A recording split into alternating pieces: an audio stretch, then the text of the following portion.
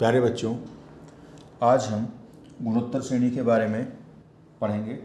गुणोत्तर श्रेणी को जियोमेट्रिक प्रोग्रेशन भी कहते हैं। इससे पहले हमने समांतर श्रेणी के बारे में पढ़ा था। तो आइए शुरुआत करते हैं। तो सबसे पहले एक अनुक्रम लेते हैं और उस अनुक्रम का प्रथम पद 2, दूसरा 4, तीसरा पद 8, चौथा पद 16, पाँचवा पद 32 और इसी तरीके से ये क्रम चलता रहा है। तो हमने यहाँ पे एंड सोन कर दिया है। यहाँ पे देखते हैं कि दूसरे पद को अगर पहले पद से भाग कर दें तो क्या आ रहा है, 2 आ रहा है। इसी तरीके से तीसरे पद को अगर दूसरे पद से डिवाइड कर दें तो 2 आ रहा है। इसी तरीके से चौथे पद को अगर तीसरे पद से डिवाइड कर दें तब भी 2 आ रहा है। और अगर पांचवें पद को चौथे पद से डिवाइड कर दें तब भी 2 आ रहा है। यहाँ भी 2 है, यहाँ भी 2 है, यहाँ भी 2 है और यहाँ भी 2 है। तो इसका मतलब ऐसे ही क्रम ये आगे भी चलता जाएगा। यहाँ पे हम देख रहे हैं कि किसी भी पद को उसके पूर्व पद से, जैसे दूसरे पद को पहले पद से डिवाइड किया तब भी 2 आया, तीसरे पद को दूसरे पद से डिवाइड किया तब भी 2 आया, चौथे पद को तीसरे पद से डिवाइड किया तब भी 2 आया और पांचवें पद को चौथे पद से डिवाइड किया तब भी 2 आया। कहने का मतलब ये है किसी भी पद को उसके पूर्व पद का मतलब पहले पद से डिवाइड करने पे एक नियत संख्या आ रही है और वो नियत संख्या 2 है। एक और हम अनुक्रम ले लेते हैं, AR square, AR cube and so on. यहाँ पे देखिए, अगर T2 अपॉन T1 कर लें, T2 मतलब समझ गए होंगे, दूसरा पद AR अपॉन A, तो ये R आ रहा है। इसी तरीके से T3 अपॉन T2 कितना आ रहा है, आइए देखते हैं। ए से कट जाएगा, ये बन जाएगा R स्क्वायर अपॉन R और ये R के पावर 2 - 1, इसको R लिख सकते हैं। तो यहाँ भी हम देख रहे हैं कि किसी भी पद को उसके पूर्व पद से डिवाइड करने पे एक नियत संख्या आ रही है। यहाँ भी R आया, यहाँ भी R आया और इसी तरीके से ये क्रम आगे भी चल रहा है। एक अनुक्रम और लेते हैं, 1, 3 स्क्वायर, 3 की पावर 3 एंड सो ऑन। यहाँ भी जो ये नियत संख्या है, अगर हम देखेंगे नियत संख्या कैसे मिल रही है हमें, किसी भी पद को उसके पूर्व पद से डिवाइड करने पे, जैसे यहाँ पे दूसरे पद को पहले पद से डिवाइड करें तो 3 आ रहा है। चौथा पद यहाँ पे 3 की पावर 3, उसको डिवाइड कर दें 3 की पावर 2 से, तो यहाँ 3 की पावर 3 - 2, 3 की पावर 1, 3 मिल रहा है। तो पहले वाले अनुक्रम में जो नियत संख्या है वो 2 है, दूसरे अनुक्रम में वो R है, तीसरे अनुक्रम में ये नियत संख्या 3 है। इसको हम इस प्रकार से भी कह सकते हैं कि यहाँ हम देख रहे हैं कि कोई भी पद अगर हमें प्राप्त करना हो तो क्या करते हैं, प्रत्येक पद पिछले पद को एक नियत संख्या से गुणा करने से प्राप्त हो रहा है। जैसे 4, ये कैसे प्राप्त हो रहा है, 4 मिल रहा है इससे पहले वाली संख्या को इस नियत संख्या से गुणा करने पे। जैसे 16 कैसे मिलेगा, 16 मिल रहा है इससे पहले वाली संख्या को इस नियत संख्या से गुणा करके।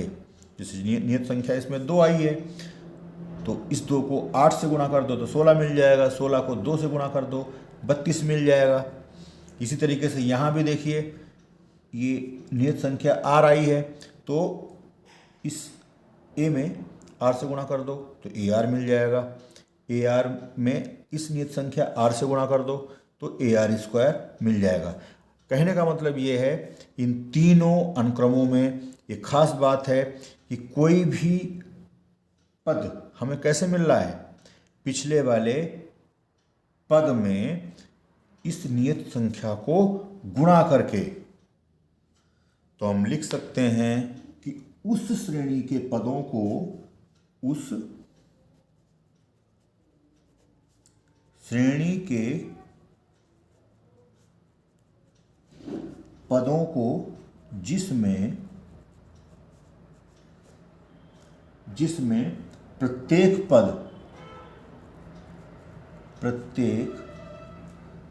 पद पूर्व पद को एक नियत संख्या से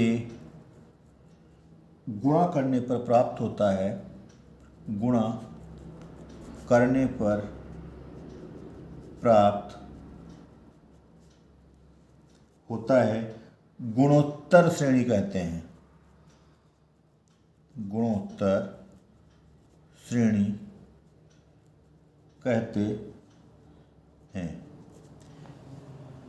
समझ गए होंगे इसे। और इस नियत संख्या को तथा इस नियत संख्या को, नियत या कांस्टेंट टर्म, कांस्टेंट नंबर भी बोल सकते हैं इसको, नियत संख्या को, ये बहुत इंपॉर्टेंट है, मैं बताने जा रहा हूँ। इसे बोलते हैं सार्वानुपात कहते हैं, सार्वानुपात कहते हैं। इसको हम गुणोत्तर अनुपात भी बोलते हैं, लेकिन आपको जो बुक्स में इस सार्वानुपात मिलेगा, जैसे सार्वांतर था उसमें कॉमन डिफरेंस, वैसे ही सार्वानुपात, जिसको हम कॉमन रेशियो भी कहते हैं, और आर से डिनोट करेंगे। ये समझ लीजिए, जो ये सार्वानुपात है इसे हम कॉमन रेशियो बोलते हैं, और इसको हम स्मॉल आर से डिनोट करेंगे। और जो ये गुणोत्तर श्रेणी है, गुणोत्तर श्रेणी को हम शॉर्ट में क्या लिखते हैं, या तो ऐसे लिख दो इस तरीके से, या फिर G.P. इस तरीके से लिख दो। तो यहाँ देखिए, जो पहला वाला अनुक्रम था ये भी गुणोत्तर श्रेणी है, दूसरा वाला भी और तीसरा वाला भी गुणोत्तर श्रेणी है। मैंने बता दिया गुणोत्तर श्रेणी क्यों है, और जो ये नियत संख्या है ये इसका सार्वानुपात हो जाएगा। अर्थात पहले वाले अनुक्रम में कॉमन रेशियो या सार्वानुपात 2 है, दूसरे वाले एग्जाम्पल में कॉमन रेशियो R है, तीसरे वाले एग्जाम्पल में जो सार्वानुपात है वो 3 है। अब देखिए, इसके बाद हम कहते हैं गुणोत्तर श्रेणी का, गुणोत्तर श्रेणी का व्यापक पद, व्यापक पद, ये भी बहुत इंपॉर्टेंट है। जैसे समांतर श्रेणी का व्यापक पद होता था, तो वैसे ही गुणोत्तर श्रेणी का भी व्यापक पद। व्यापक पद वो पद होता है जिसकी सहायता से हम अन्य पद, कोई सा भी पद आसानी से ज्ञात कर सकते हैं। तो मान लीजिए, माना गुणोत्तर श्रेणी का, गुणोत्तर श्रेणी मैंने बताया था, इसको इस तरीके से लिख सकते हैं, प्रथम पद ए सार्वानुपात आर। अब देखिए, खास बात यह है, समांतर श्रेणी में प्रथम पद होता था उसको हम ए लिखते थे, यहाँ भी प्रथम पद को ए लिखेंगे। और वहाँ पे समांतर श्रेणी में कॉमन डिफरेंस या सार्वंतर होता था और उसकी जगह पे यहाँ पे सार्वानुपात है, जिसको हम आर से डिनोट करते हैं। आर है तो जो श्रेणी है वो किस तरीके से बन जाएगी, A R square A R cube. अभी मैंने बताया ऊपर, अब आप खुद जान सकते हैं कि ये श्रेणी इस तरीके से क्यों बनेगी। अब यहाँ पे देखिए प्रथम पद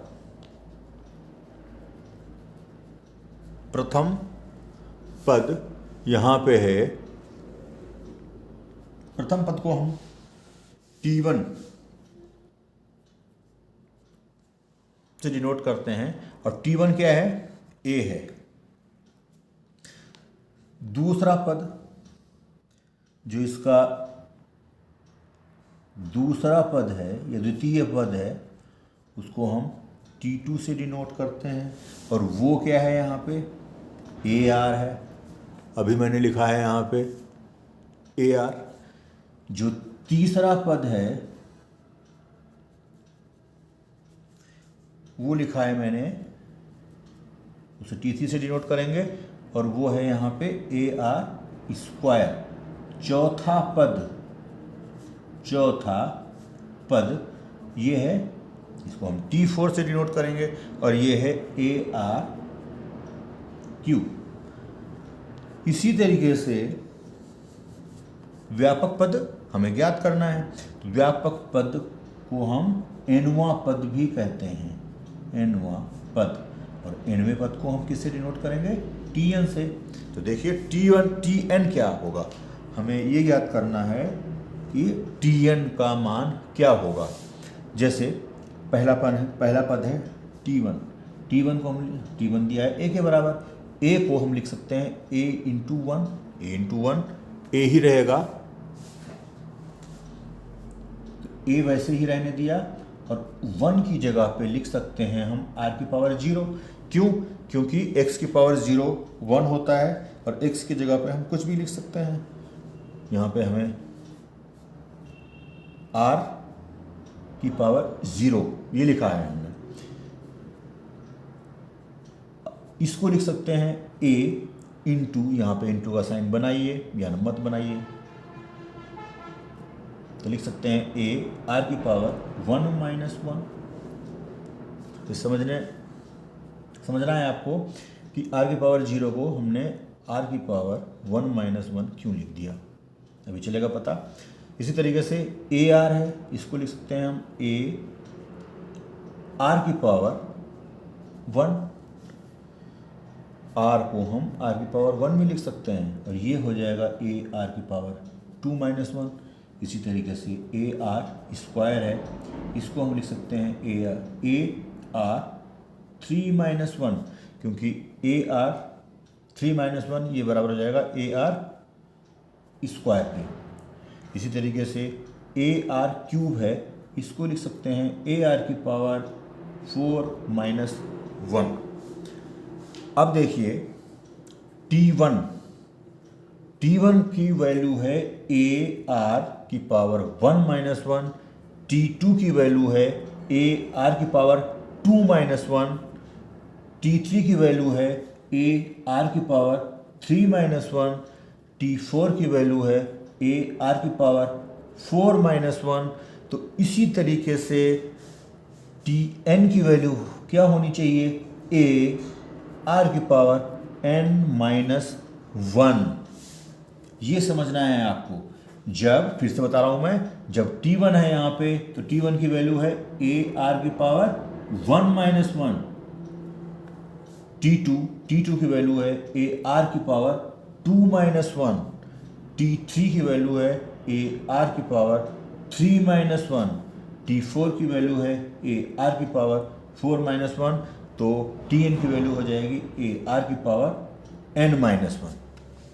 ये nवां पद आ गया इस गुणोत्तर श्रेणी का। तो इसमें देखिए 4 राशियां हैं, एक तो T है, दूसरा A है, तीसरा R है, चौथा n है।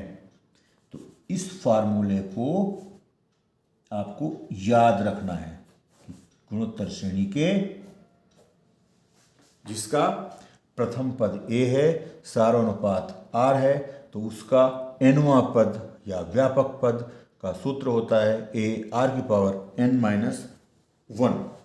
अब इस पे आधारित एक प्रश्न ले लेते हैं कि श्रेणी 2, 6, 18 एंड सो ऑन का 6वां पद याद कीजिए। ये श्रेणी है, इसका प्रथम पद 2 है, दूसरा पद है 6, तीसरा पद है 18। तो इस श्रेणी का 6th टर्म ज्ञात करना है। तो यहाँ पर जो श्रेणी है देखिए 2, 6, 18 फिर से लिख लिया हमने and so on.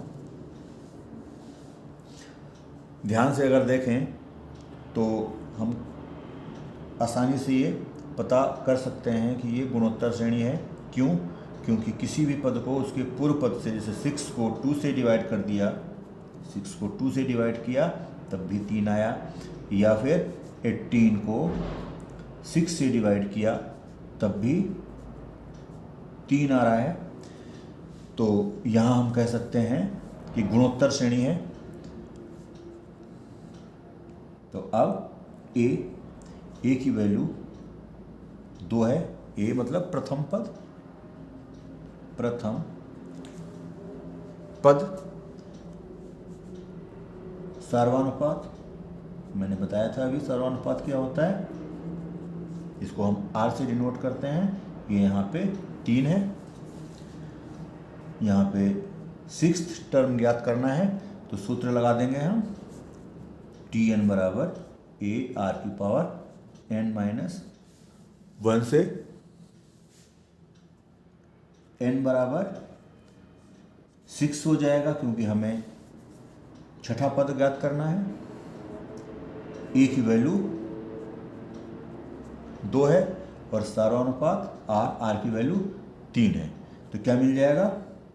T6 = 2 into r की वैल्यू है 3 और n की जगह पे आ जाएगा 6 - 1, अर्थात ये मिलेगा हमें 2 × 3⁵, ये मिल जाएगा 2 × 3⁵ है।